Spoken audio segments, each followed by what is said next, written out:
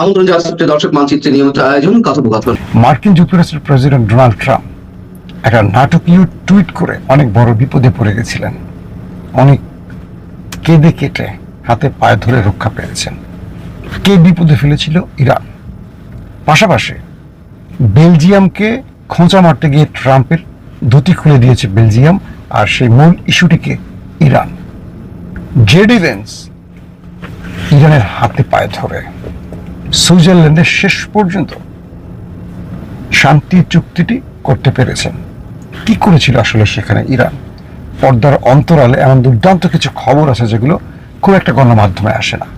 এগুলো অনেক সময় এক্সপার্ট বা ইন্টেলিজেন্সের বিভিন্ন সূত্র ধরে কিছু গণমাধ্যম প্রকাশ করে।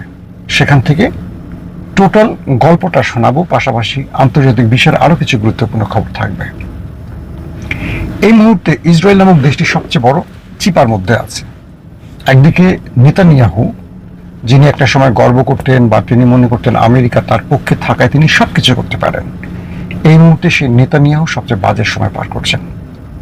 তার রাষ্ট্রের ভেতর থেকে তার উপর চাপ আছে যে তুমি লেবাননে হামলা করো, নতুবা তোমার সরকার ভেঙে দেব। আর ডোনাল্ড ট্রাম্প বলছে তুমি যদি আমার নির্দেশ অমান্য করে আরেকবার লেবাননে হামলা করো আর ইরান যদি এই যুদ্ধে আবার জড়িয়ে পড়ে, তোমার খবর আছে, তোমাকে ক্ষমতা থেকে সরিয়ে বিরোধী দলকে আমি ক্ষমতায় বসাবো, তোমাকে আর সাপোর্ট দেব না। বিরোধী প্রার্থীকে আপনারা সবাই জানেন, বেনগাবির না, তিনি হলেন বিরোধী দলের নেতা হল নেফতালি বেনেট। দুঃখিত, নামটা একটু স্মরণ করতে সময় লেগেছে, অনেক কঠিন কঠিন নাম তো তাদের। তো কি হয়েছিল আসলে সুইজারল্যান্ডে, সেই গল্পটা বলে আরো কয়েকটা গুরুত্বপূর্ণ খবরে আসি। ইরান যখন সুইজারল্যান্ডে যাবে না বলেছিল, মুস্তফা কামালের নির্দেশ দিয়েছিল যে না আমরা যুদ্ধে জড়াবো কিন্তু যাব না, কারণ ইসরায়েল লেবাননে হামলা করছে, আমেরিকা তাদের থামাতে পারছে না। সেই সময়টা আমেরিকা ইরানের কোন রকম হাতে পায়ে ধরে একটা আলোচনা করে এবং ট্রাম্প নিজে নেতানিয়াহুকে ফোন দিয়ে ধমকিয়ে যুদ্ধ বন্ধ করায়। তারপর সুইজারল্যান্ডে আলোচনাটা হয়। কি হয়েছিল? যখন ইরান সুইজারল্যান্ডে পৌঁছায়, জেডি ভেন্স এবং ইরানি প্রতিনিধি গালিবাফ, আব্বাস আরাকচি, অন্য পাশে আমেরিকার জেডি ভেন্স উপরাষ্ট্রপতি, পাশাপাশি পাকিস্তান এবং কাতারের প্রতিনিধিরা আলোচনা চালাচ্ছেন। হঠাৎ করে ডোনাল্ড ট্রাম্প একটা টুইট করে বসেন। সেখানে বলেন যে তিনি যে কোনো সময় ইরানের উপর আক্রমণ করবেন, যদি এটা হয় ওটা হয় তাহলে আমি সরাসরি ইরানের উপর আক্রমণ করে বসবো। অর্থাৎ ইরানকে হামলার হুমকি দেন। এই হামলার হুমকি আলোচনার মধ্যে যখন মার্কিন টুইট দেখে ইরান, তারা সঙ্গে সঙ্গে আলোচনা বন্ধ করে বের হয়ে যায়। তারা বলছে ট্রাম্পকে বলেন আমাদের যেহেতু হুমকি দিছে আমাদের আক্রমণ করবে, আক্রমণ করতে বলেন, আমরা ইরান চলে যাচ্ছি, আমরাও আমেরিকার সাথে যুদ্ধ করতে প্রস্তুত। দেখি আমেরিকা কি করতে পারে আর আমরা কি করতে পারি। যখনই ইরান জেডি ভেন্সের সাথে আলোচনা বাদ দিয়ে বের হয়ে যায়, তখন কাতার আর পাকিস্তান দৌড়ে আসে, ইরানকে কোন রকম ঠান্ডা করে। জেডি ভেন্স সঙ্গে সঙ্গে ট্রাম্পকে ফোন করেন, মিস্টার প্রেসিডেন্ট আপনি কি 2 মিনিট ওয়েট করতে পারেন না? আমরা আলোচনা করতেছি সুইজারল্যান্ডের, এর মধ্যে আপনাকে টুইট করতে হবে হুমকি দিয়ে।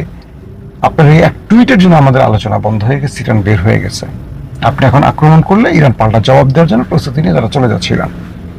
ট্রাম্প পড়ে গেছে মহাবিপদে। কি রে ভাই, একটু বড় ভাই হিসেবে শাসন করলাম, ধমক দিলাম, হুমকি দিলাম, সঙ্গে সঙ্গে পাল্টা হুমকি। ট্রাম্প কি করলেন? মিস্টার ট্রাম্প পাকিস্তানকে নক দিলেন, ফিল্ড মার্শাল আসিম মুনির দিলেন কাতারকে ফোন, প্লিজ তোমরা দুজন মিলে ইরানকে বোঝাও আমি আর এই ভুল করবো না, আলোচনায় বসতে বলো। কি আর করার, এটা রাজনৈতিক কারণে বা রাষ্ট্রের ভিতরে অনেক অভ্যন্তরীণ চাপের কারণে টুইট করতে হচ্ছে। তারপর কাতার এবং পাকিস্তান ইরানকে বুঝিয়ে আবার সেই আলোচনায় বসায়। 80 মিনিট চলে আলোচনা। আলোচনা শেষে দুই পক্ষের মধ্যে শান্তি চুক্তিটি স্বাক্ষর হয়। জেডি ভেন্সকে ইরান বলে দেয় আমাদেরকে হুমকি দিয়ে কাজ হয় না। এটা কি আপনি জানেন?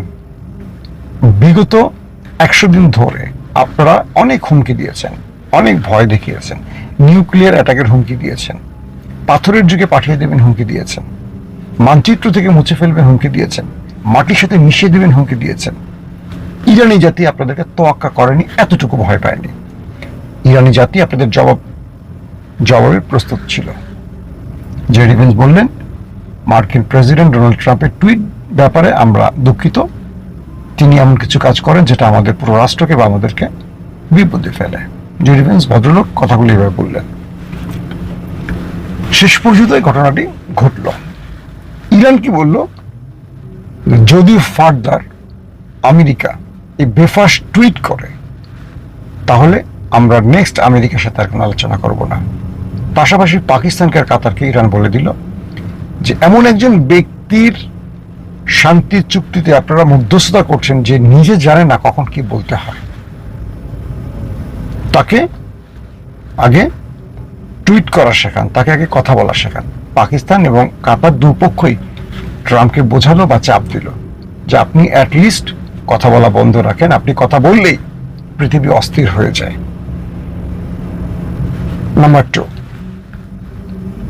বেলজিয়াম এবং ইরানের যে ফুটবল ম্যাচটি হলো, আপনারা দেখেছেন কি ড্র হয়েছে। ট্রাম্প বেলজিয়ামকে নিয়ে খুব হাসি বা খুব কটূক্তি টাইপের একটা মন্তব্য করলো যে বেলজিয়ামের মতো দল ইরানকে একটা গোল দিতে পারলো না, 90 মিনিট খেললো কিন্তু একটা গোল ঢুকাতে পারলো না ইরানের ডি বক্সের ভেতরে বা গোল পোস্টের ভেতরে। বেলজিয়াম আমেরিকাকে পাল্টা কি জবাব দিয়েছে? বেলজিয়াম বলছে, আমরা না হয় 90 মিনিট দৌড়ে একটা গোল দিতে পারিনি, কিন্তু তার জন্য আমরা ইরানকে $300 বিলিয়ন দিয়ে আসি নাই। কিন্তু প্রেসিডেন্ট ট্রাম্প বা আমেরিকা ইরানের কাছে ধরা খেয়ে বা ইরানকে আক্রমণ করে শেষ পর্যন্ত বিজয় তো পেল না, উল্টো $300 বিলিয়ন জরিমানা গুনে আসলো। একদম ট্রাম্পকে জায়গা মতো বল করে দিল বেলজিয়াম। হিস্ট্রিটা কি? ট্রাম্প যত বলছেন যে তিনি টাকা দান নিয়ে দেবেন না, 1 টাকাও দেব না, মূলত যুদ্ধের শান্তি চুক্তির আড়ালে আমেরিকা ইরান যে ক্ষতিপূরণ চেয়েছে সেটার জন্য $300 বিলিয়ন উন্নয়ন বাজেট হিসাবে দিচ্ছে। অর্থাৎ ইরানের মধ্যে যে ধ্বংসলীলা চালিয়েছে বা যা কিছু ঘটেছে তার জন্য এই টাকা দেবে ইরানের মিত্ররা, ধরেন গালফ কান্ট্রি, আরবের দেশগুলো। প্রথমে আমেরিকা চেয়েছিল কি ইরানের যে টাকাগুলো জব্দ আছে পৃথিবীর বিভিন্ন ব্যাংকে, এই টাকাগুলো গালফকে ভাগ করে দিয়ে দিবে। সেইভাবে আরবের কোথায় কি ক্ষতি হয়েছে ইরানের হামলায় সেগুলো হিসেব নিকেশ বের করতেছিল আমেরিকা। ইরান বলছে যে তুমি আমার টাকা দিবা গালফকে, আমাকে ক্ষতিপূরণ না দিয়ে উল্টো আমার টাকায় দিবা, খেলা তোমাকে দেখাবো। খেলা দেখানো পরপর কয়েকদিন হরমুজে মার্কিন জাহাজ টার্গেট, কাতার, কুয়েত, বাহরাইন, জর্ডানে মার্কিন ঘাঁটিতে সিরিজ কয়েকটা বড় অ্যাটাক, লন্ডভন্ড, আমেরিকা চোখ। মানে ইরান প্রত্যেকটা ক্ষেত্রে কি জবাবগুলো দিল, কোথায় গেল সে মার্কিন ট্রেজারির হিসেব, সব বন্ধ। উল্টো এখন $300 বিলিয়ন আমেরিকা দিচ্ছে, যার থেকে নিয়োগ দিচ্ছে ইরানকে ইরানের ক্ষতি পোষাবার জন্য। এটা হলো ইরান। আসেন 3 নম্বর হিস্ট্রি কি? 3 নম্বর হিস্ট্রিটা হলো যে আমেরিকা অবশেষে তার কাছে থাকা ইরানের জব্দকৃত $12 বিলিয়ন ফেরত দিচ্ছে 2 কিস্তিতে। প্রথম $6 বিলিয়ন একটি স্বাক্ষরে, দ্বিতীয়টা হলো আরো $6 বিলিয়ন। অর্থাৎ এই যুদ্ধের পর আমেরিকা ইরান ইসরায়েল যুদ্ধের পর আমেরিকা শুধু দিয়েই যাচ্ছে ইরানকে। চারদিক থেকে ইরানের অর্থনৈতিক ফ্লো তৈরি হয়েছে। একটা যুদ্ধে কে বিজয়ী হয়েছে আমি আপনি কি বলবো তার চেয়ে বাদেন পুরো পৃথিবী সব জানে যে আমেরিকা এই যুদ্ধে ইরানের কাছে মুচলেখা দিয়ে যুদ্ধ বন্ধ করেছে, তার মানে ইরান জিতে গেছে।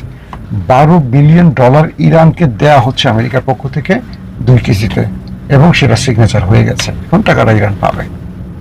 মানে এই যুদ্ধ আমেরিকাকে ইরানের কাছে এমন ভাবে পরাস্ত করেছে, ইরানকে এমন ভাবে শায়েস্তা করে, আমেরিকাকে এমন ভাবে শায়েস্তা করেছে ইরানের কাছে, যে এখন ট্রাম্প নেতানিয়াহুকে বলছে খবরদার আর একটা আওয়াজ করবা না, একদম চুপ, জায়গায় তুমি আওয়াজ বন্ধ রাখবা, জায়গায় তুমি একটা কথা বলবে একটা অ্যাটাক হবে, আমি আর তোমার পাশে নাই। একদিকে ট্রাম্প, একদিকে নেতানিয়াহু এমন বেকায়দায় পড়েছে চিন্তার বাইরে। গত 30-40 বছরে ইসরায়েল এত বড় বিপদে পড়েনি, আমেরিকা এত বড় বিপদে পড়েনি, ইরানের কাছে এত বড় পরাজয় হলো, এত বড় শিক্ষা পেল।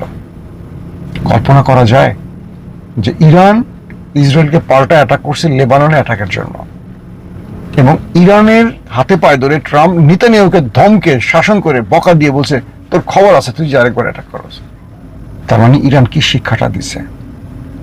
আগামী দিনে আমেরিকা ইসরায়েল ইরানে আক্রমণের আগে কয় হাজারবার চিন্তা করে ব্যাপার কল্পনা করেন।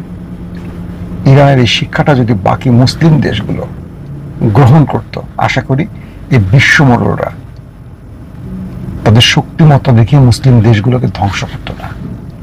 এই জন্য মুসলমানদের ঐক্যবদ্ধ হতে হবে এবং অজেয় হতে হবে, মানে আপোষহীন হতে হবে, যেটা ইরান করেছে। অনেক ক্ষতির মুখেও ইরান তার সিদ্ধান্ত থেকে সরে আসেনি। বেশ কিছু গুরুত্বপূর্ণ খবর আছে। বলতে পারি মধ্যপ্রাচ্য অবশেষে শান্তির পথে হাঁটতে যাচ্ছে। মার্কিন প্রেসিডেন্ট ডোনাল্ড ট্রাম্প এবং ইরান দুপক্ষই আশাবাদী। ইরান বলছে লেবাননের নিরাপত্তার নিশ্চয়তা ছাড়া যুক্তরাষ্ট্রের কোনো চুক্তি টিকবে না। পাশাপাশি ইরানের প্রেসিডেন্ট মাসুদ পেজেশকিয়ান বলেছেন এই লড়াইতে তেহরান বিজয়ী হয়েছে।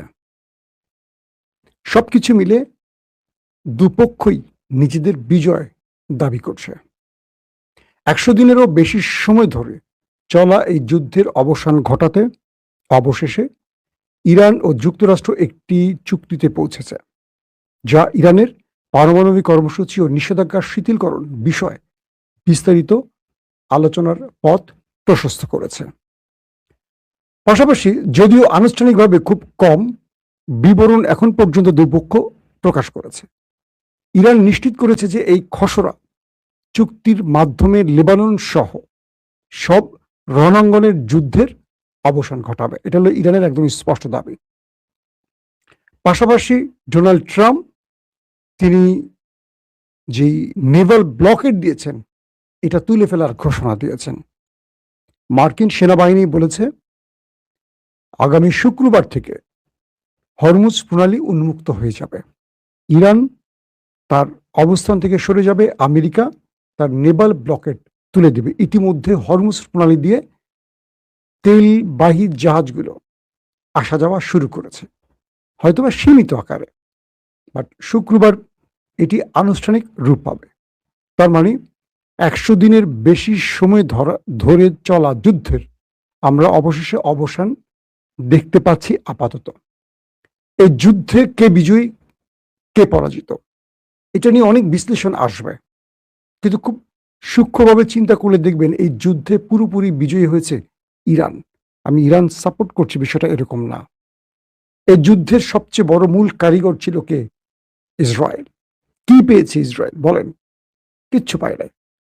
পুরো পৃথিবীতে ইসরায়েল একা হয়ে পড়েছে, এক ঘরে হয়ে পড়েছে। ইউরোপ, ন্যাটো, পশ্চিমা দুনিয়া, গালফ একে একে সবাই মুখ ফিরিয়ে নিয়েছে ওই দেশটির উপর থেকে। আমি বলছি না, এটি ডোনাল্ড ট্রাম্প নিজে বলছেন। যখন ইরান এবং আমেরিকার শান্তি চুক্তি ব্যাহত করার জন্য লাস্ট অ্যাটাক ইসরায়েল লেবাননে করে বৈরুতে, তখন ট্রাম্প নেতানিয়াহুকে ফোন করেছেন লাস্ট, যখন ইরান তার মিসাইল রেডি করছে আবারও মারবে, তখন আমেরিকা ইরানকে রিকোয়েস্ট করছে যে আমাকে একটা সুযোগ দেওয়া হোক, তোমরা কোনো অ্যাটাক করো না, আমি নেতানিয়াহুকে বাধ্য করব অ্যাটাক বন্ধ করার জন্য। কারণ সে এই যুদ্ধটা আবার লাগাতে চায়। ট্রাম্পের এই যে শুভ বুদ্ধিটা হয়েছে, আমি মনে করি আগামীতে মার্কিন প্রেসিডেন্টের জন্য এই বক্তব্যটা খুব কাজে লাগবে। সে কি বলছে? যে তোমার এবং আমার মধ্যে যে যুদ্ধবিরতির পরিকল্পনা চলছে এটাকে ভেঙে ফেলার জন্য এই চক্রান্ত হয়েছে। এটা কি আমেরিকা নতুন বুঝলো, নাকি আগে থেকে বুঝতো কিন্তু না বোঝার ভান করতো, বা নিজেদের স্বার্থে ওই দেশটিকে ব্যবহার করত? যখন ইরান বুঝলো যে ট্রাম্প এমন একটি কথা বলেছে, তখন ইরান ট্রাম্পকে একটা রাস্তা দিল খুলে। ওকে ফাইন, তুমি যেহেতু এই কথাটি বলছো, এই কথাটি আগে আমরা বলেছি যে সে এই যুদ্ধে মধ্যপ্রাচ্যকে উত্তপ্ত করে সে তার লাভ ঘরে তুলতে চাচ্ছে, তার গ্রেটার ইসরায়েল তৈরির নীল নকশা বাস্তবায়ন করতে চায়। তখন ট্রাম্প এই পক্ষে কোনো ইয়েস নো কিচ্ছু বলেনি। যখন ট্রাম্প নিজেই বলছেন যে সে অন্য কিছু চাইছে পর্দার আড়াল থেকে, তখন ইরান বুঝতে পারছে এবং ইরান অ্যাটাক করেনি। বিনিময়ে ইরান বলছে আমার দুটো দাবি আছে, এই দুটো দাবি তোমাকে পূরণ করতে হবে। মানে আমি ইসরায়েলে অ্যাটাক করব কি করব না সেজন্য আমার দুটো দাবি আছে। এই ফাঁকে আবার ইরান দুটো দাবি বাস্তবায়ন করে নিয়েছে। ট্রাম্প দ্রুত তার জব্দকৃত অর্থ দেওয়ার অনুমতি দিয়ে দিল, পাওয়া শুরু হয়ে গেল। কয়েকটি দেশ থেকে বেশ ভারী অঙ্কের টাকা ইরান পেয়ে গেল। পাশাপাশি তার যেই নেভাল ব্লকেট এটাকে তুলে ফেলার ঘোষণা দিতে বলল। ট্রাম্প ঘোষণা দিয়ে ফেলল, এখন ইরানের তেল গ্যাস অবাধে যাতায়াত শুরু করতে পারবে, করা শুরু হয়ে গেছে। তো এখন আমাদের সামনে দুটো বিষয় আসছে। ইরানের সামনে যে বিশাল চ্যালেঞ্জ ছিল, ইরান সেই চ্যালেঞ্জ উতরে গেল কিভাবে? এই যুদ্ধে প্রথম মনে করা হয়েছিল যে ইসরায়েল এবং আমেরিকার বিরুদ্ধে ইরান কতক্ষণ দাঁড়িয়ে থাকবে। ইরান তার শক্তিমত্তা, সাহসিকতা, আপোষহীনতা দিয়ে প্রমাণ করেছে সে বিশ্ব শক্তির সামনে দাঁড়াতে পারে। এই একটি মেসেজ ইরানকে আজকে বিশ্বময় জনপ্রিয় করে তুলেছে। একদিকে নেতানিয়াহু কোণঠাসা হয়ে গেছেন, একগোরে হয়ে গেছেন। ট্রাম্প বলছে তোমাকে কেউ পছন্দ করে না, সবাই তোমাকে ঘৃণা করে। ট্রাম্প বলছেন তোমার কারণে আমাকেও ঘৃণা করে, তোমাকে বাঁচাতে গিয়ে আমি নিজেই মরার পথে। যদি আমি ইরানকে অ্যাটাক না করতাম তোমাকে কয়েক ঘন্টার মধ্যে নির্মূল করে ফেলতো। ওরা নিউক্লিয়ার বানিয়ে ফেলছিল। ওরা তোমার উপরে বড় আক্রমণের পুরো পরিকল্পনা করে নেমেছিল। আমি তোমাকে বাঁচিয়েছি নেতানিয়াহু। কে বলছে? ট্রাম্প। আর তুমি আমার কথা শুনছো না। আমি ছাড়া শূন্য, আমি সরে যাই তোমাকে মেরে তক্তা বানিয়ে ফেলবে। বিষয়টা হলো এরকম। ট্রাম্পের এই বক্তব্যে হুঁশ ফিরে পেয়েছে কি নেতানিয়াহু, নাকি নেতানিয়াহু নতুন কোনো পরিকল্পনা করছে সেটা আল্লাহ ভালো জানে। তবে শক্ত অবস্থান নিয়ে ট্রাম্প নেতানিয়াহু লেবাননে অ্যাটাক বন্ধ করেছে এবং শেষ পর্যন্ত শান্তির দিকে যাত্রা শুরু হয়েছে ট্রাম্পের জন্মদিনের, অর্থাৎ গতকাল তার ৮০তম জন্মদিন ছিল সেই দিনটি থেকে। এখন পুরো পৃথিবী ইরানের দিকে ঝুঁকে পড়ছে। বিভিন্ন দেশ ইরানকে টেলিফোন করে অভিনন্দন দিচ্ছে যে তোমরা বিজয়ী, তোমরা বিজয়ী, তোমরা বিজয়ী। আর ইসরায়েল ঘরের কোণে বসে জাবর কাটছে। আর ট্রাম্প একাই বলছে আমি বিজয়ী, আমি বিজয়ী, আমি বিজয়ী। কারণ ট্রাম্প বলছে যে ইরান আমাকে দুটো ওয়াদা দিয়েছে। এক, সে হরমুজ থেকে আর টোল নেবে না, আর ইউরেনিয়াম বাড়াবে না, বরং কমাবে। আর ইরান বলছে যে না, ট্রাম্পকে আমরা বলিনি যে আমরা টোল নেব না। আমরা ট্রাম্পকে এইটুকু বলেছি আগামী 60 দিন, 60 ডে, 60, বুঝতে পারছেন তো? আগামী 60 দিন, 2 মাস আমরা টোল নেব না। এটা সবার জন্য, অর্থাৎ নতুন একটি শোরুম খুলছে ইরান। ধরেন একটা নতুন আউটলেট খুলছে, সবাইকে একটা বোনাস দিচ্ছে, ফ্রি। এখন তোমরা যারা যারা আসবে সব ফ্রি। 2 মাস পর থেকে কিন্তু টাকা নেব। দেখবেন অনেক ওয়েবসাইট আছে আপনার ফ্রি ভার্সন থাকে। এই ফ্রি ভার্সনটা যখন সবার কাছে, মানে ফ্রি ভার্সন পেয়ে সবাই যখন ঢোকে, সবার কাছে যখন এটা জনপ্রিয় হয়ে যায়, হঠাৎ করে বাই সিস্টেম চলে আসে, কেনার সিস্টেম চলে আসে, আর ফ্রি থাকে না। তো ইরান বলছে যে ট্রাম্প যেটি বলছে এটা পূর্ণাঙ্গ সত্য নয়। কারণ ট্রাম্পের ফেস সেভিং লাগবে, এই কথাটা বলতে হবে জাতিকে যে ইরান বলছে টোল নেবে না। ইরান বলছে টোল নেবে না, 60 দিনের জন্য নেবে না। 60 দিন সবাইকে ফ্রি। এত বছর, এত যুগের পর যুগ ফ্রি রাখছে না সবাইকে। ইরান তো টাকা নেয়নি। এখন ইরান টাকা নেবে 60 দিন পর থেকে, বাট সেটা একটা মেনটেনেন্স ফি নামে টোলটা নেবে, ঘুরিয়ে পেঁচিয়ে নেবে আর কি। ইরান দেখেন যে কথাটি বললাম বা যে থাম্বনেল দিয়ে ভিডিওটা শুরু করলাম, কপাল খুলল কার? ইরানের। কিভাবে? এই যুদ্ধে ইসরায়েল তার মিত্র হারালো, আমেরিকা তার পশ্চিমা দুনিয়ার মোরলীপনা থেকে ছিটকে পড়লো, কারণ ন্যাটো, ইউরোপ তার পাশে দাঁড়ায়নি। গালফ কান্ট্রি তাকে শেষ পর্যন্ত বাধ্য করছে যুদ্ধবিরতি ঘটাতে, তাকে সাহায্য করেনি ছিটে ফোটা কিছু দেশ ছাড়া। এবং এক প্রকার ইরানের মতো একটি নিষিদ্ধ রাষ্ট্র, কারণ ইরানকে পশ্চিমা দুনিয়া স্যাংশন দিয়ে নিষিদ্ধ করে রেখেছে কয়েক দশক ধরে, সেই ইরানের বিরুদ্ধে একটি ন্যাটো দেশ আসেনি, একটি ইউরোপীয় দেশ যুদ্ধ করতে আসেনি। অথচ এতদিন ইউরোপ, ন্যাটো, আমেরিকার এক ডাকে চলে আসতো, ইরানের বিরুদ্ধে যুদ্ধ করেনি একটি দেশও। কে করলো? Israel, America. আর লুকিয়ে চপিয়ে আরবের কিছু দেশ ফাঁকা ফুকা দু একটা মারছে যুদ্ধ বিমান বা মিসাইল দিয়ে, তা অস্বীকার করেনি। তো এই যুদ্ধে নেতানিয়াহু একঘরে হলো, ট্রাম্প একা হয়ে পড়লো। আগামী নির্বাচনে ট্রাম্প তার পরাজয় মোটামুটি নিশ্চিত করে ফেলল। ইরান কি পেল? আসেন ইরান এটা বলি একটা একটা করে। এই যুদ্ধে ইরান তার কয়েক দশক ধরে নিষিদ্ধ থাকা অবস্থা থেকে মুক্তি পেল। অর্থাৎ এখন ইরান আস্তে আস্তে তার পণ্য বিশ্ববাজারে সেল করতে পারবে। তেল, গ্যাস বিক্রি, আদার্স ইরানের অনেক পণ্য রয়েছে, এখন বিশ্ববাজারে যাবে। তার উপর থেকে যে নিষেধাজ্ঞা এগুলো উঠে যাবে। তেল ইরান মধ্যপ্রাচ্যের চেয়ে একটু কম দামে বিক্রি করবে না, একটু মানে ভালো দামে বিক্রি করবে, কম দামে। তার মানে ইরানের ক্রেতা এখন বাড়বে। মধ্যপ্রাচ্যের তেলের চেয়ে এখন ইরানের দিকে মানুষ ঝুঁকবে। খেয়াল করেন। 2 নম্বর, কারণ ইরান এখন একটার পর একটা বোনাস দেবে, একটার পর একটা কি বলবো অফার করবে। এই অফারগুলি ইরানের খেলবে, আর মধ্যপ্রাচ্য দেখবে আর হ্যাঁ এটা কি হলো, আমেরিকাও চাপে পড়ে যাবে, কারণ আমেরিকা তো মধ্যপ্রাচ্যের সাথে তেলের ব্যবসা করে। তারপরে দেখেন ইরানের যেই টাকাগুলো জব্দ ছিল, $24 বিলিয়ন, কল্পনা করেন এই টাকা এখন ইরান পাচ্ছে। তার মানে ইরান তার বিশাল অর্থনৈতিকভাবে একটা ধাক্কা সামলাবার সুযোগ পেয়ে $24 বিলিয়ন। ইরানে মার্কিন ডলারের সংকট ছিল, মানে কয়েক শত মার্কিন ডলার আনতে ইরানের ট্রাক ভরে তার নিজের কারেন্সি দিতে হয়, এত মান কম ইরানের টাকার। তারপর হরমুজ প্রণালীতে 60 দিন পর থেকে টোল আদায়।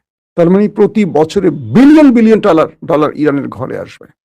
ইরান তার তেল বিক্রি করবে বিশ্ববাজারে, তার টাকা আসা শুরু হবে। খেয়াল করেন, ইরান যদি আরেকটি শর্ত যোগ করেছিল, তার হরমুজ প্রণালী দিয়ে যে সাবমেরিন কেবলটি গেছে, ফাইবার অপটিক বা যেটা ইন্টারনেট কেবল, এখান থেকে বড় অঙ্কের টাকা চার্জ করবে, এখান থেকেও একটা বড় টাকা আসবে। টাকা আর টাকা। ইরান এই যুদ্ধে আয়াতুল্লাহ আলী খামেনিকে হারিয়েছে, কয়েকজন শীর্ষ ব্যক্তিকে হারিয়েছে। এদের প্রত্যেকেরই বয়স 80-এর উপরে। হয়তো কারো কারো কয়েকজন শীর্ষ কমান্ডার ছিলেন যাদের বয়স 60-70-এর মধ্যে ছিল। কিন্তু ইরান ওই ব্যক্তিদের মৃত্যুর মধ্য দিয়ে জাগ্রত হয়েছে, এবং ইরান একটা নতুন ফরম্যাটে গেছে। আর আপোষ নয়। আগের ইরান অ্যাটাক করত, জবাব দিত, আপোষ করত, যুদ্ধবিরতি করত, সবই করত। আর এখন ইরান প্রতি অ্যাটাকের 1 ঘন্টার মধ্যে জবাব দিত। আগের ইরান সময় নিত, এখনকার ইরান সময় নেয় না। আগের ইরান মধ্যস্থতাকারী আসলে মেনে নিত, এখনকার ইরান মধ্যস্থতাকারীকে 14 বার ফেরত পাঠায় আমেরিকাকে, বলে আগে আমার শর্ত মানো। ইরান তার প্রত্যেকটা শর্ত মানতে বাধ্য করেছে একটা দেশকে, তারা কারা? পরাশক্তি, আমেরিকা। ডোনাল্ড ট্রাম্প একটা একটা একটা করে ইরানের সব শর্ত মানতে বাধ্য হয়েছে। ডোনাল্ড ট্রাম্পের কোনো শর্ত ইরান মানে নাই। তাহলে যুদ্ধে পরাজয় কার আর জয় কার বোঝা গেছে। কিন্তু ট্রাম্প নিজেকে বিজয় ঘোষণা করছে, এইটি তাকে করতে হবে। এটি না করলে তার রাজনীতি শেষ। মধ্যবর্তী নির্বাচনে সে হারবে। আসেন, মধ্যপ্রাচ্যের সাথে ইরানের আরেকটি লাভ, মধ্যপ্রাচ্যের সাথে ইরানের দূরত্ব কমে আসছে। অর্থাৎ আরব দুনিয়া ইরানের সাথে এখন ধীরে ধীরে সম্পর্ক বৃদ্ধি করবে তার নিরাপত্তার জন্য। কি রকম? আপনি আমাকে শত্রু বানিয়ে রাখলে আমি আপনাকে খোঁচাবই, আপনাকে পেছন থেকে বাঁশ দেওয়ার জন্য আমি কাজ করব। কিন্তু আপনি যখন আমাকে বন্ধু বানাবেন, আপনি যখন অনেকগুলো কোলাবোরেশনে আমাকে যুক্ত করবেন, অনেকগুলো ফরম্যাটে আমাকে নেবেন, অনেকগুলো বিয়ের দাওয়াতে আমাকে দাওয়াত করবেন, অনেকগুলো বিভিন্ন অনুষ্ঠানে আমাকে অতিথি করবেন, আমাকে আপনার পাশে বসাবেন, আমি আপনার মধ্যে যে দূরত্বগুলো কেটে যাবে, আস্তে আস্তে আমরা বন্ধু হব। তো সৌদি আরব, আরব আমিরাত বা আরব কান্ট্রিগুলো ইরানকে এতদিন শত্রু মনে করত। ইরান সেই জায়গা থেকে ইরানের অবস্থান পরিবর্তন করেছে, পাকিস্তানের মাধ্যমে আরব এবং ইরানের মধ্যে একটা সম্পর্ক সৃষ্টি করেছে, যেটি আমরা দেখলাম আরব আমিরাত $10 বিলিয়ন ইরানকে ফেরত দিয়েছে। তার মানে আরবের সঙ্গে ইরানের দূরত্ব কমে গেছে। আর এখানেই সবচেয়ে বড় ধাক্কাটা খেয়েছে ইসরায়েল। এতদিন জুজুর ভয় দেখিয়ে আমেরিকা গালফে তার যে বেসগুলো বসিয়ে রেখে পেট্রোডলার পকেটে করে বাড়ি ফিরেছিল, যেই জুজুর ভয় দেখিয়ে ইসরায়েল আরবকে মানে ইরানের ভয়ের মধ্যে রেখে নিজের সুবিধা আদায় করেছিল আরবে বসে, সেই রাস্তাগুলো এখন বন্ধ হবে। এখন সেই জায়গাগুলোতে ইরান ঢুকে পড়বে, আস্তে আস্তে ইরান ঢুকে পড়বে, এবং ইরান নিজেই মধ্যপ্রাচ্যকে বলবে তোমাদেরকে আমি নিরাপত্তা দিব, আমি থাকলে আর কাউকে লাগবে না, কারণ ওই দুটো দেশ মিলে তোমাকে বাঁচাতে পারে না, আমি তোমাকে পারবো। তো এই জায়গাটা ইরান ঢুকে পড়বে এবং ইরানের সাথে আরবের বাণিজ্যিক সম্পর্কটা বাড়বে। এখানেও ইরানের লাভ, আরবেরও লাভ। এরকম অনেকগুলো ক্ষেত্রে ইরানের পুরোপুরি লাভ। বিশ্ববাজারে ইরান এখন দাঁড়াবে, ইরানের ভাবমূর্তি চেঞ্জ হবে, ইরান প্রত্যেকটা ফোরামে দাঁড়াবে, জাতিসংঘের শক্ত ভূমিকা থাকবে, বিশ্বের কাছে ইরানের গুরুত্ব বেড়ে গেছে। ইরান মধ্যপ্রাচ্যের এখন পরাশক্তি। ইরান মধ্যপ্রাচ্যের এখন সবচেয়ে পাওয়ারফুল রাষ্ট্র। মধ্যপ্রাচ্যে সবাইকে এখন ইরানকে কর্নিশ করে চলতে হবে, সেলুট দিয়ে চলতে হবে। ইভেন ট্রাম্প, ইসরায়েল নতুন করে ইরানে আক্রমণের আগে এখন 100 বার ভাববে যে একবার আক্রমণ করে আমাদের কি কি হারাতে হয়েছে, এবার আক্রমণ করলে কি কি হবে। মানে এখন কোনো ছুতোয় ইরানকে আক্রমণ করার আগে তাদের অনেক বিষয় চিন্তা করতে হবে। এক, আমেরিকা আক্রমণ করে ট্রাম্প তার ক্ষমতা হারানোর পথে। এক, আমেরিকার পরাশক্তির তকমা থেকে ছিটকে পড়ার অবস্থা। এক, ইসরায়েল এক ঘরে হয়ে গেছে, সব দিকে তাদের ক্ষতি। এই অবস্থায় ইরান একটা বড় ফ্রেমে তার বিজয়টা পেয়েছে। ইরানের জনগণ রাস্তায় নেমে এখন উৎসব করছে। পাকিস্তানকে সবাই ধন্যবাদ দিচ্ছে, কারণ এখানেই সবচেয়ে বড় পাওয়ারফুল পজিশনে কাজ করছে পাকিস্তান। একদিকে পাকিস্তান ইরানকে সেফ করছে গোপনে, অনেকগুলো ভালো ভালো কাজ করেছে। ধারণা করা হচ্ছে ইরানের অনেক গুরুত্বপূর্ণ ব্যক্তি পাকিস্তান যুদ্ধ মনিটর করেছে। অর্থাৎ ইরান এবং পাকিস্তানের সীমান্ত অঞ্চল আছে, যদিও ফ্লাশ করছে না কেউ, কারণ এই ফ্লাশটা করলে পাকিস্তানের অবস্থাটা দুর্বল হয়ে যাবে আমেরিকার কাছে। কারণ বর্তমান আসিম মনির সরকারের সাথে ট্রাম্পের খুব ভালো মধুর সম্পর্ক আছে। তো সেই জায়গাটা পাকিস্তান সুবিধা নেওয়ার জন্য এই কাজটি করছে। একদিকে গোপনে ইরানকে সহযোগিতা করেছে, তাদের যুদ্ধ বিমানকে গোপনে আশ্রয় দিয়েছে, তাদের অনেক সামরিক ব্যক্তিরা যারা টার্গেট আমেরিকা ইসরায়েলের, তাদেরকে পাকিস্তান তাদের মধ্যে আশ্রয় দিয়েছে, এমনও কিছু কিছু অভিযোগ পাওয়া গেছে। পাশাপাশি প্রতি মুহূর্তে পাকিস্তান ইরানের স্বার্থকে বুঝেই ট্রাম্পের সাথে দুতিয়ালি করেছে। অর্থাৎ ট্রাম্পের বক্তব্য, ট্রাম্প তো ধরে আমি একটা জিনিস বোঝাই, একসময় ব্রিটিশরা যখন ছিল উপমহাদেশের রাজা হয়ে বাদশাহ হয়ে বসেছিল, তখন হিন্দু মুসলিমরা কিন্তু একসাথে ছিল। ব্রিটিশ ছিল তাদের প্রধান শত্রু। তো হিন্দু মুসলিমরা এখন যেমন একটা জাতি বিদ্বেষ তৈরি হয়ে গেছে, তখন এরকম খুব একটা ছিল না। তখন এই হিন্দু মুসলিমরা মিলেই কিন্তু ব্রিটিশ খেদিয়েছে। ব্রিটিশরা আবার করছে কি, দুইটা গ্রুপের মধ্যে বিরোধ তৈরি করে তারা এই দেশ ছেড়ে চলে গেছে। তো আমেরিকা সাদা চামড়ার, তো এরা যেমনই হোক এদের বিষয়গুলি পাকিস্তান বা ইরান বোঝে। এরা এদের স্বার্থে পাকিস্তানকে চুমু খাচ্ছে, আবার স্বার্থেই পিছন থেকে বাস দেবে। তো পাকিস্তান সব বুঝে শুনেই এই দুতিয়ালিটি এমনভাবে করেছে যেন এখানে শেষ পর্যন্ত বিজয়টা ইরানের পক্ষে থাকে, আবার ট্রাম্পও খুশি থাকে।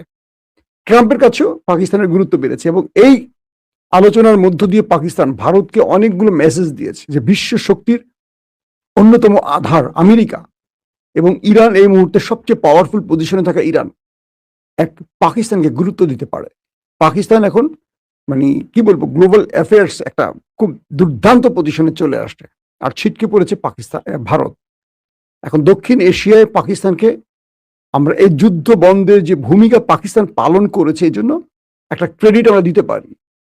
এটা নরেন্দ্র মোদী আবার সেখান থেকে ছিটকে পড়েছেন, জায়গা তৈরি করে ফেলেছেন আসিফ মনির বা শাহবাজ শরীফ। যদিও ইমরান খানের জন্য তাদের আবার নিচে নামতে হচ্ছে, কারণ আজকেও ইমরান খানকে পিমস হাসপাতালে তার চোখের চিকিৎসায় আনা হয়েছে, তার চোখে ইনজেকশন করা হয়েছে, তার স্বাস্থ্য পরীক্ষা চলছে, তার অবস্থা খুবই খারাপের দিকে যাচ্ছে। আসিফ মনির তাকে আস্তে আস্তে স্লো পয়জনিং করে এভাবে মেরে ফেলার দিকে নিচ্ছে। পাকিস্তানেরা জেগে উঠছে না। আসলে জেগে উঠে লাভটা কি বলেন? বাংলাদেশের মানুষ জেগে উঠছে না। 15.5 বছর পর হাসিনাকে তাড়িয়েছে না, কি পরিবর্তন হয়েছে বলেন আমাকে কেউ? পরিবর্তন দেখছেন কোনো? আজকে ব্যাংকে গিয়েছিলাম টাকা তুলতে, দেখি শত শত মানুষ ইসলামী ব্যাংকের দাঁড়িয়ে আছে, টাকা ঠিক মতো পাচ্ছে না। মানে ওই যে আতঙ্ক তৈরি হয়েছে, টাকা পাবো কি পাবো না। ম্যানেজারের রুমে গিয়ে আমি একটা চেক দিয়ে বললাম, ম্যানেজার স্পেশালি সাইন করে আমাকে সেই টাকাটা দিল। এই টাকাটা আমি কেন তুললাম? আরেকটা ব্যাংকে ট্রান্সফার করেছি, অল্প বেশি না তাও, কারণ আমার দৈনন্দিন খরচের জন্য টাকাটা আমি ট্রান্সফার করছি আরেকটা ব্যাংকে, কারণ ইসলামী ব্যাংকের বুথ থেকেও টাকা তুলতে পারছি না। না খেয়ে মরবো নাকি? আওয়ামী লীগের সময় কাজটা হয় নাই। এই ব্যাংকটাকে কেন এই পর্যায়ে নিয়ে গেল বিএনপি, আমার মাথায় কাজ করে না। বিএনপির কোনো লাভ হলো কিনা আমি জানি না, কিন্তু ক্ষতিটা পুরোপুরি আমার চোখে পড়ছে। বিএনপির পুরো ক্ষতিটা, যতগুলো লোক এখানে ব্যাংকে আসে সবাই বিএনপিকে গালি দিতে দিতে বেরোচ্ছে। লক্ষ লক্ষ না, কোটি কোটি মানুষ এটা গ্রাহক, এবং গ্রাহকের সঙ্গে আরো পরিবার। যদি ইসলামী ব্যাংকের কিছু হয়ে যায়, আমি চ্যালেঞ্জ করে বলতে পারি আগামী নির্বাচনে বিএনপি অনেক বড় ধাক্কা খাবে। কারা কি বুদ্ধি দেয় জানিরা। আমি নিজেও তো বিএনপিকে ভালোবাসা একজন লোক। তা আমার মতো মানুষ যদি এই কাজে সন্তুষ্ট না হয়, যারা আম জনতা একেবারেই লোকাল চিন্তার লোক, তারা কি ভাববে? কি অদ্ভুত না, আমার টাকা ব্যাংকে আছে, তুলতে পারছি না, দিচ্ছেন আমার প্রয়োজনে। কেনাকাটা করতে গেছি, কার্ড দিচ্ছি, ফেরত আসছে। মানে কি? এটা আওয়ামী লীগের আমলে হয়নি, এত টাকা চুরির পরও এমন একটা পিনিক ছড়িয়ে দিয়েছে যে মানুষ ইসলামী ব্যাংক থেকে টাকা তুলতে পারবে না, মানুষ সব টাকা তুলে ফেলতেছে। এখন নতুন পর্ষদ আসছে ব্যাংকে, শুনলাম নতুন পুরো কমিটি ভেঙে দিয়েছে। এখানে একটা আতঙ্ক তৈরি হচ্ছে, পুরো আগের কমিটি ভেঙে নতুন কমিটি, এখন কি পুরোটাই বিএনপি বসাবে? তো বিএনপি যদি বসে এস আলমের মতো কিছু করবে না, গ্যারান্টি কি? নানান রকম টেনশন। একটা ব্যাংক তৈরি করেন, করে বাংলাদেশের শ্রেষ্ঠ বানান, কেউ বানিয়েছে সেটা কেড়ে নেওয়ার তো কোনো মজা নেই। আমরা